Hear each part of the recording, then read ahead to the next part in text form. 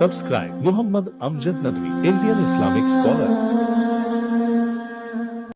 أعوذ بالله من الشيطان الرجيم بسم الله الرحمن الرحيم سبح لله ما في السماوات والأرض وهو العزيز الحكيم له ملك السماوات والأرض يحيي ويميت وهو على كل شيء قدير هو الأول والآخر والظاهر والباطن وهو بكل شيء عليم سبح للہ ما فی السماوات والارض. اللہ کی پاکی بیان کرتا ہے وہ جو کچھ آسمان میں ہے اور جو زمین میں ہے. بڑا ہی غالب زبردست حکمت والا ہے. اسی کی آسمانوں زمین کی بادشاہت ہے. وہ زندہ کرتا ہے اور مارتا ہے. وہ ہر چیز پر قادر ہے. وہی سب سے پہلا ہے اور سب سے آخر ہے، اور وہی ظاہر اور باطن ہے، اور وہی ہر چیز کا علم رکھنے والا ہے.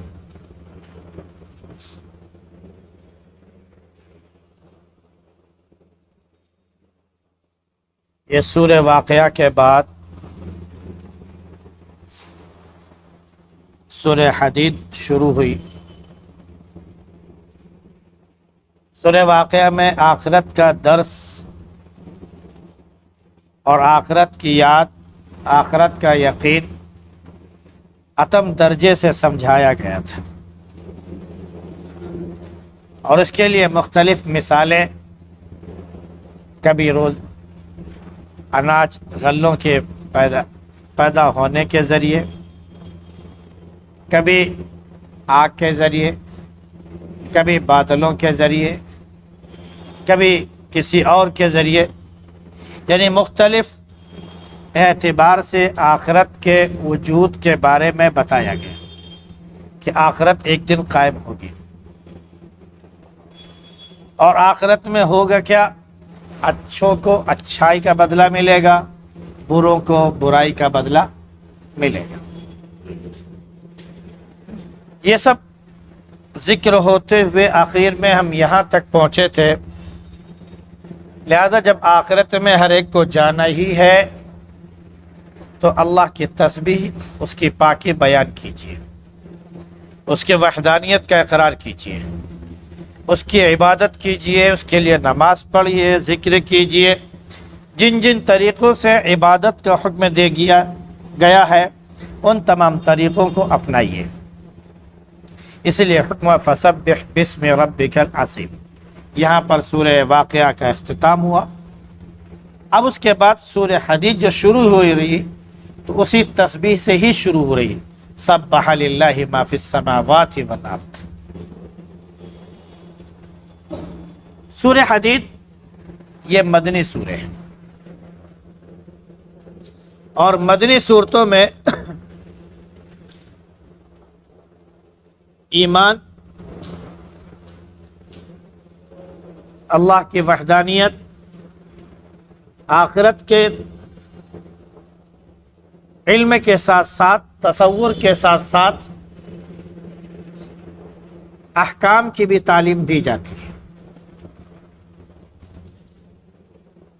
کیونکہ انسان کو دنیا میں رہنا ہے، زندگی بسر کرنا ہے، تو دنیا میں بھی اس کو کیا کیا اصول اپنانے ہیں، کیسے اس کو زندگی بسر کرنی ہے، ان کی بھی تعلیم دی جاتی ہے. تو سب سے پہلے انسان کے اوپر جو کچھ لاگو کیا گیا ہے اور جو انسان کا مقصد حیات بیان کیا گیا ہے وہ یہی ہے، وَمَا خَلَقْتُ الْجِنَّ وَالْإِنسَ إِلَّا لِيَعْبُدُونَ، کہ ہم نے انسان اور جنات ان دونوں کو صرف اور صرف اسی لیے پیدا کیا ہے کہ وہ ہماری عبادت کریں. یہ عبادت کا عنصر، عبادت کی فطرت انسان کے اندر اللہ رب العزت نے رکھ دی ہے. یہ کسی نہ کسی کی تابع داری، اس کے حکم کی اطاعت ہر موقع پر ہر لمحے کرے گا۔ تو یہ اطاعت کرنا اس کی فطرت میں، اس کی سرشت میں داخل ہے۔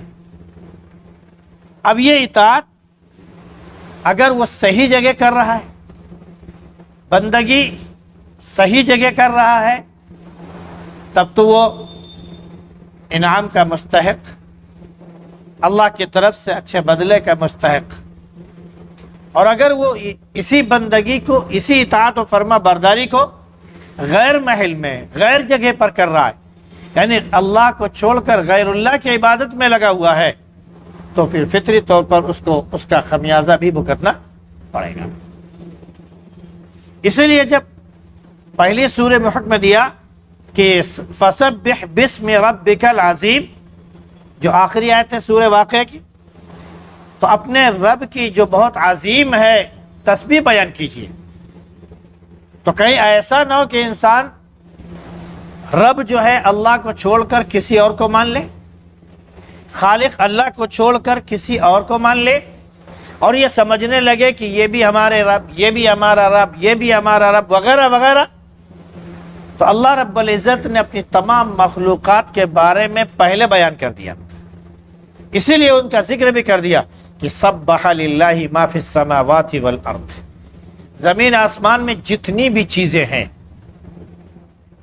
مطلب یہ نہیں کہا گیا، گنایا نہیں گیا کہ فلاں چیز فلاں چیز فلاں چیز، ایک جملے کے اندر ساری بات کہہ دی گئی کہ زمین و آسمان میں جتنی بھی چیزیں ہیں، کائنات کے اندر جو بھی چیز ہے، ساری کی ساری چیزیں اللہ کی تسبیح بیان کرتی ہیں۔ تو اب دنیا میں جو چیز آپ کے سامنے موجود ہے، ایسا نہیں کہ وہ خدا آپ کی، کیونکہ جو خود تسبیح بیان کرے، جو عبادت کرے، جو ذکر کرے، وہ ہو ہی نہیں سکتا ہے کہ وہ خالق، رازق، مالک یا اللہ بن جائے، ہو ہی نہیں سکتا ہے، کیونکہ وہ ماتحت ہو گیا۔ عبادت کرنے والا، اطاعت کرنے والا، ماننے والا، یہ مطیع فرما بردار ہو گیا، اور جو مطیع فرما بردار ہو گیا اس کے اندر رب کی صفت پیدا ہو جائے، وہ رب بن جائے، وہ اللہ بن جائے، وہ خالق بن جائے، یہ ناممکن ہے۔ اسی لیے اللہ نے انسان کو یہ بتا دیا کہ تمہیں تسبیح بیان کرنی ہے، ذکر کرنا ہے، تو صرف اور صرف اللہ کا ذکر کرنا ہے۔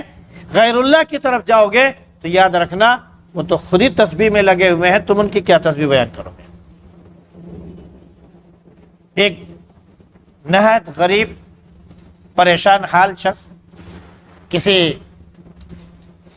نیک انصاف ور مسلم بادشاہ کی خدمت میں حاضر ہوا کہ وہاں جائیں، کچھ مدد مانگیں گے تو ہو سکتا ہے کہ ہم کو کچھ مدد مل جائے اور ہماری ضرورت پوری ہو جائے اور ہماری پریشانی دور ہو جائے۔ اتفاق یہ کہ اس کو جب اجازت ملی تو یہ کہہ لیجئے کہ نماز کا وقت تھا۔ بادشاہ کے دربار میں اس کے ملاقات کے لیے جب وہ پہنچا تو دیکھا کہ بادشاہ خود مصلی بچھائے دعا میں ہاتھ پھیلائے ہوئے ہے اور وہ کسی سے مانگ رہا ہے۔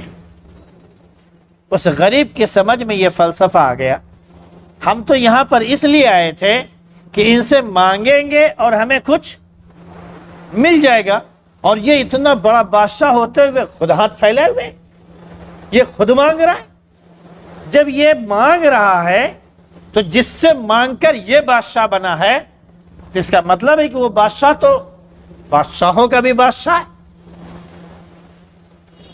جب اس سے یہ مانگ رہا ہے، یہ بادشاہ ہو گیا ہے، تو اگر ہم بھی اس سے مانگیں تو ہم کو بھی وہی دے گا۔ بس وہیں سے واپس چلا آیا۔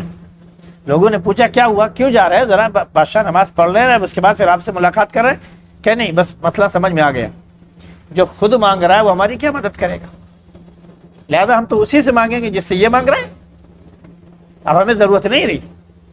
یہ معاملہ سمجھ میں آ گیا۔ یہی چیز انبیاء علیہ السلام ہم کو سمجھاتے ہیں کہ ہم غیر اللہ سے مانگیں گے تو غیر اللہ تو خود بھی وہ محتاج ہے، دینے والا تو صرف اللہ ہے۔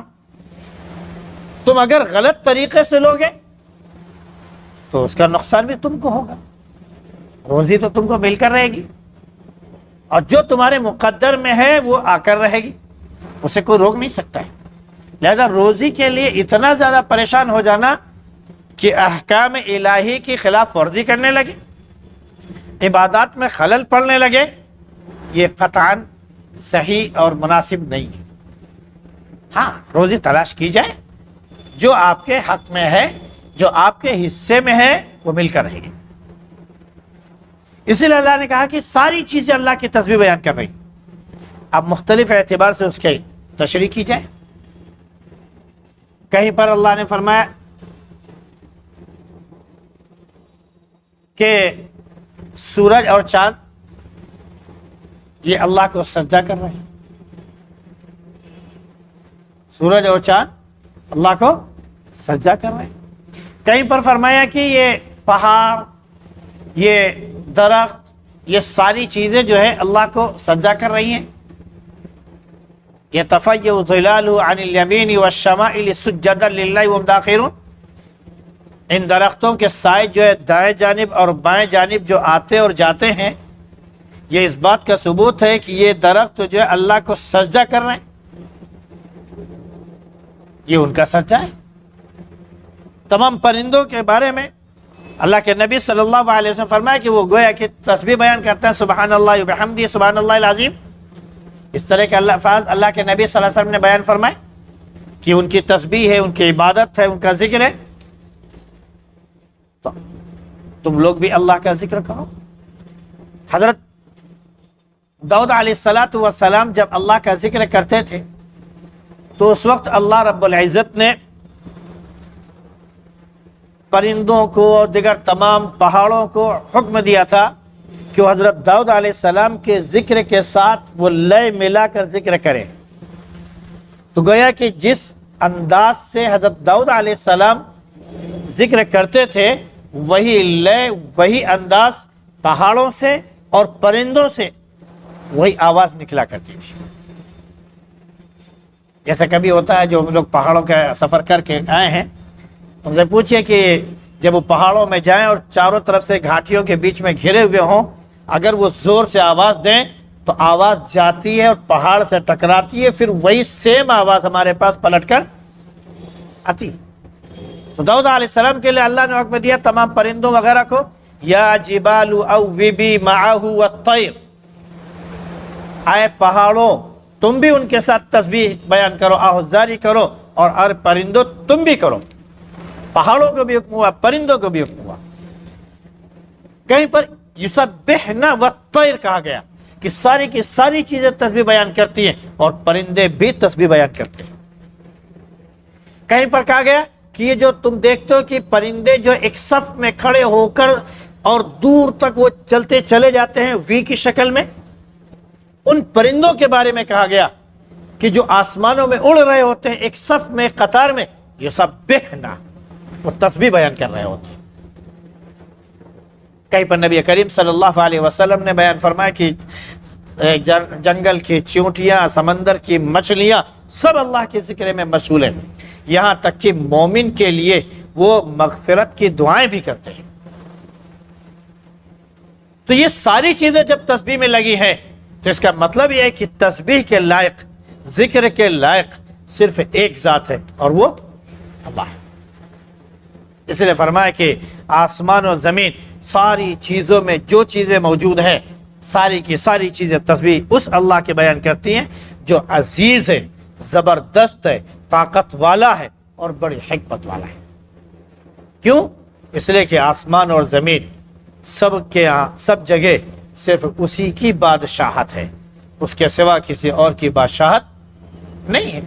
دنیا میں ہم تھوڑا بہت یہ دیکھتے ہیں کہ اللہ رب العزت نے جب اپنا جانشین ہم کو بنایا تو ہم کبھی اس کے حکم کے مطابق، اس کے اصول کے مطابق ہم اسلامی بنیاد پر جو ہے حکومت کرتے ہیں اور اللہ رب العزت کے احکام کی پابندی کرتے بھی ہیں، کرواتے بھی ہیں۔ اور کبھی ایسا ہوتا ہے کہ جو لوگ مخالف ہوتے ہیں، اللہ کا انکار کرنے والے ہوتے ہیں، وہ اپنے طور پر حکومت کرتے ہیں، اپنے اصول اور ضابطے بیان کرتے ہیں۔ تو ایسا لگتا ہے کہ شاید اصول ضابطے اور حکومت الگ چیز ہے، یہ بھی بادشاہ ہے، تو اللہ نے فرمایا کہ لہو ملک السماوات والارض، وہی بادشاہ ہے، اس کے علاوہ کوئی دوسرا بادشاہ نہیں۔ وہ جب چاہتا ہے کسی کو بادشاہ سے ہٹا دیتا ہے، اور جب چاہتا ہے کسی دوسرے کو بادشاہت پر بٹھا دیتا ہے۔ یہ اللہ کا معاملہ ہے، کیونکہ زمین اس کی ہے، وہ خیر الوارثین، بہترین وارث وہ ہے۔ جب وارث وہ ہے تو وہ جس کو چاہے اپنے اس وراثت پہ جس کو چاہے حصہ دے دے اور بٹھا دے، اور جب تک چاہے گا وہ بٹھائے رکھے گا، اس کے بعد جو ہے اس کو وہاں سے ہٹائے گا اور دوسرے کو وہ بٹھا دے گا۔ یہ نظام اللہ کے حکم کے مطابق چلتا ہے۔ تو اللہ زمین و آسمان کا بادشاہ ہے، اور اسی کی بادشاہت ہر جگہ ہے۔ وہی زندگی دیتا ہے اور وہی مارتا بھی ہے، موت بھی دیتا ہے، وہی جلاتا بھی ہے اور وہی مارتا بھی ہے۔ بادشاہ نے حضرت ابراہیم علیہ السلام سے کہا کہ میں بھی زندگی موت دیتا ہوں، میں بھی زندگی اور موت دیتا ہوں، انا احیی و امید۔ اس کے بعد دو مجرموں کو بلایا، ایک کو فوراً جو ہے مار دیا، قتل کر دیا، سر قلم کر دیا، اور دوسرے کو بخش دیا۔ دیکھو، ایک کو میں نے زندگی دی اور دوسرے کو میں نے معاف کر دیا۔ ابراہیم علیہ السلام نے کہا کہ میرا رب سورج مشرق سے نکالتا مغرب میں ڈبوتا ہے، تو اگر طاقتور ہے، رب ہے، تو مغرب سے نکال کے مشرق میں ڈبوتے۔ فَبُهِتَ الَّذِي كَفَرَ، تو وہ کافر حق کا پکا رہ گیا، پھر اس سے کوئی جواب نہیں بن پڑا۔ تو یہ دنیا کا نظام ہے۔ تھوڑی سے اللہ رب العزت نے طاقت اور قدرت اگر دنیا میں دی ہے تو اس کا مطلب یہ نہیں ہے کہ آدمی ظلم کرے یا کچھ اور کرے۔ اس کا حق یہ ہے کہ اللہ کی تسبیح بیان کرے اور اللہ کے قانون کو دنیا میں نافذ کرے، کیونکہ زندگی اور موت وہی دیتا ہے، اور جب زندگی اور موت وہی دیتا ہے تو فطری طور پر موت کے بعد جب وہ دوبارہ اٹھائے گا تو بدلہ بھی وہی دے گا۔ اللہ سب سے اول ہے اور اللہ ہی سب سے آخر ہے، اللہ ہی ظاہر ہے اور اللہ ہی باطن ہے، اور وہی ہر چیز کا علم رکھنے والا ہے۔ اللہ کا علم اتنا وسیع ہے کہ وسیع علم کل شیء، اس کا علم جو ہے ہر چیز پر محیط ہے۔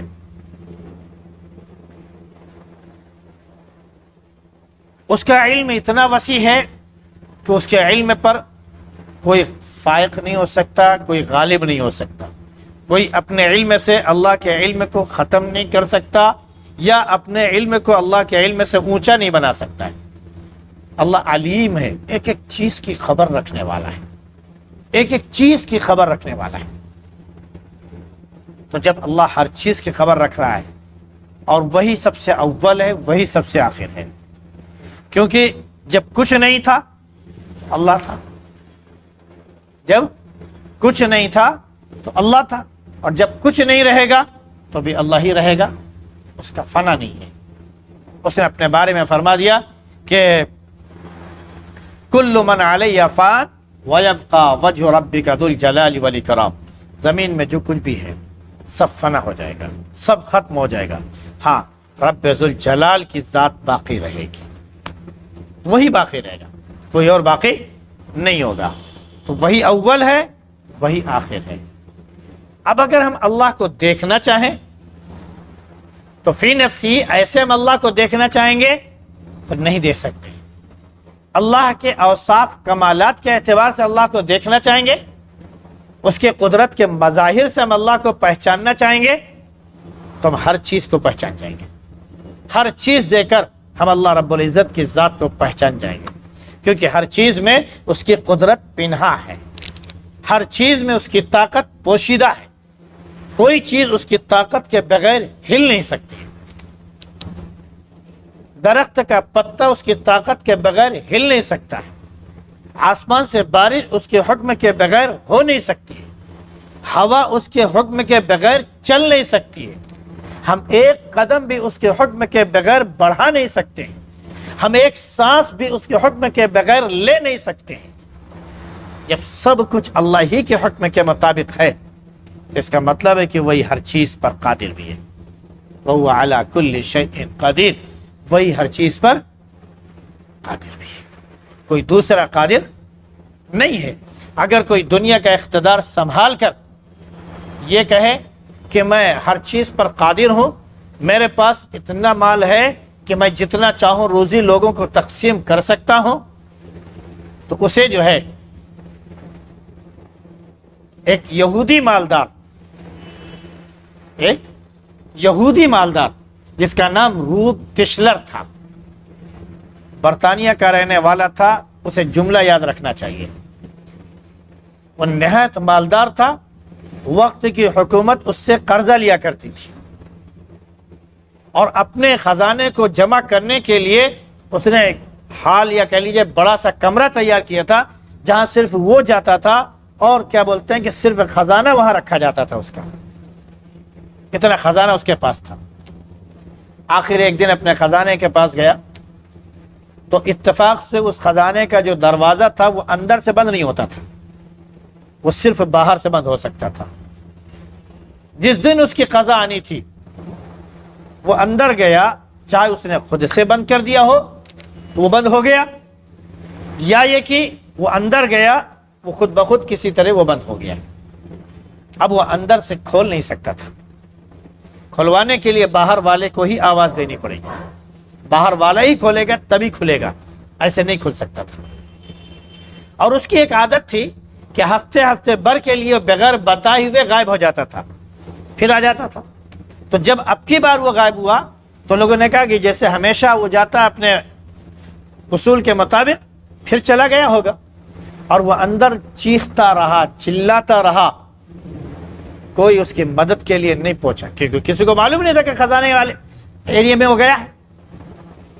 جب بالکل اس کو یقین ہو گیا کہ اب ہم مرنے والے ہیں تو اس نے اپنی انگلی کو زخمی کیا اور کہا کہ دنیا والے عبرت حاصل کرو، دنیا کا سب سے مالدار شخص بھوکوں مر رہا ہے اور اپنی دولت کے ساتھ مر رہا ہے، ساری دولت اس کے ارد گرد موجود ہے، لیکن اس کے باوجود بھی وہ کیا کر رہا ہے؟ بھوکا مر رہا ہے۔ رزق کا تعلق دولت سے نہیں ہے، رزق کا تعلق اللہ کے حکم سے ہے۔ اللہ جب تک چاہے گا آپ رزق لیتے رہیں گے اور رزق آپ کو آرام پہنچاتا رہے گا، اور جس دن آپ و دانہ اللہ نے لکھ دیا کہ ختم، دنیا کی ساری طاقتیں ایک طرف ہو جائیں، ایک دانہ بھی آپ کے حلق سے نیچے نہیں اتار سکتے، دودھ ایک چمچ بھی آپ کے حلق سے نہیں اتار سکتے۔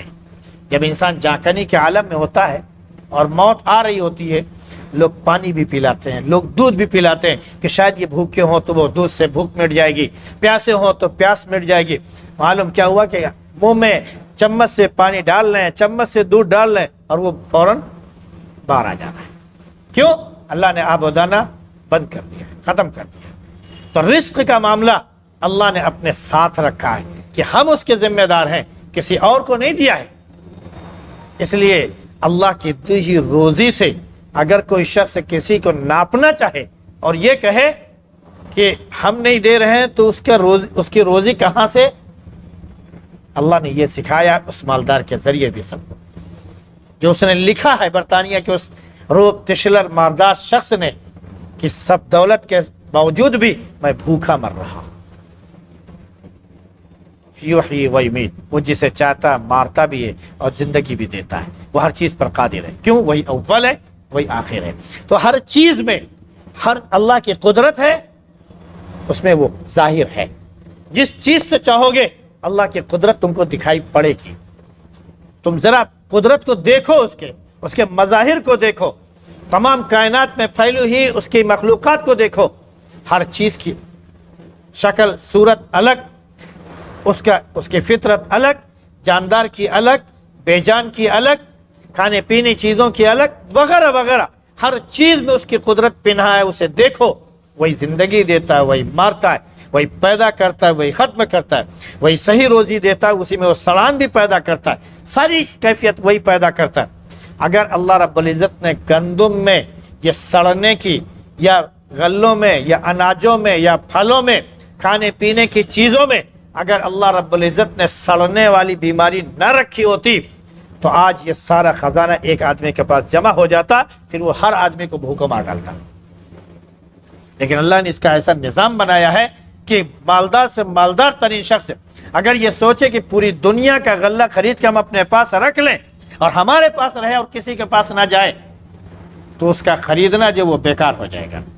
نتیجے کے طور پر اس کو واپس دینا ہے, واپس کرنا ہے. اگر وہ کچھ پیسوں کے ذریعے کرنا چاہتا ہے تو خرید فروخت اچھی بات, نہیں تو ایک وقت آئے گا کہ اس کا غلہ سڑے گا, مجبور ہو کر وہ لوگوں سے کہے گا بھیا اٹھا کر لے کے جاؤ, نہیں تو یہ سب برباد ہو جائے گا, ہمارے کسی کام کا نہیں. کیوں؟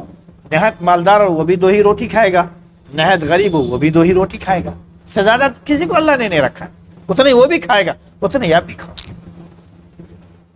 تو الظاہر والباطن, تو اگر دیکھنا چاہو کہ اللہ ہے یا نہیں تو تمام کائنات میں پھیلی ہوئی چیزوں کو دیکھ لو, یقین آ جائے گا.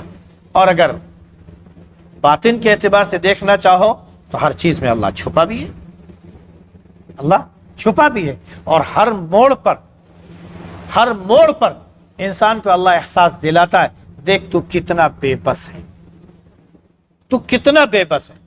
جب اللہ کسی کے اوپر نیند طاری کرتا ہے نا, لاکھ طاقت ہونے کے باوجود بھی وہ اپنے آپ کو سنبھال نہیں پاتا ہے اور بستر پر جا کر لمبا لمبا لیٹ جاتا ہے. اور جب لیٹ جاتا ہے اللہ رب العزت اس کو ایسا بنا دیتا ہے جیسے وہ مردہ ہو گئے ہو. اس کو کسی کی آواز نہیں سنائی پڑ رہی ہے, وہ نہ چل سکتا ہے, نہ پھر سکتا ہے, نہ سوچ سکتا ہے, نہ کچھ کر سکتا ہے, کچھ نہیں. ہر چیز سے بالکل بے نیاز, بالکل مردے کی سی شکل بنائے ہوئے لمبا لمبا وہ لیٹا رہتا ہے. اور جب اللہ چاہتا ہے اسی لیٹنے کے بعد, سونے کے بعد پھر اس کو دوبارہ زندہ کرتا ہے. اللہ کے نبی صلی اللہ علیہ وسلم نے وہی دعا سکھائی, الحمدللہ الذی احیانا بعد ما اماتنا والیہ النشور, کہ ساری تعریف اس اللہ کی ہے جس نے ہمیں موت دینے کے بعد پھر زندہ کیا, یعنی نیند طاری کرنے کے بعد پھر سے جگایا. اور یہ اس بات کا ثبوت ہے کہ ایک دن ہم کو بھی جب ہم مر جائیں گے تو مرنے کے بعد دوبارہ پھر اٹھائے جائیں گے.